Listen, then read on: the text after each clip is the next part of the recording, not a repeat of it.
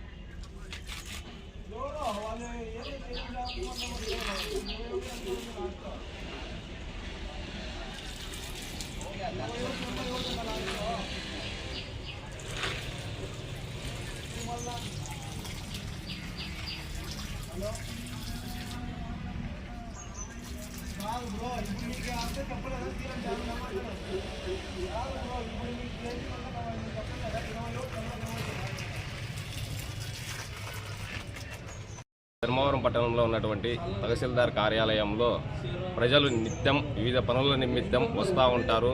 అదేవిధంగా విద్యార్థులు caste income అనే సర్టిఫికేట్ పేరుతో వస్తున్నటువంటి పరిస్థితి ఉన్నటువంటి ముఖ్యమైన పరిస్థితి ఇది.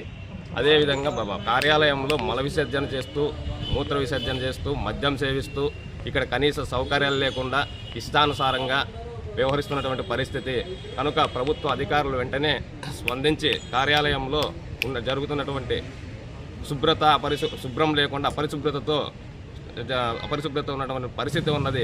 కావున ఇక్కడ కనీస సౌకర్యాలు టాయిలెట్స్ కూడా లేకపోకుండా ప్రజలను ఇబ్బంది పెట్టే పరిస్థితి ఏర్పడింది.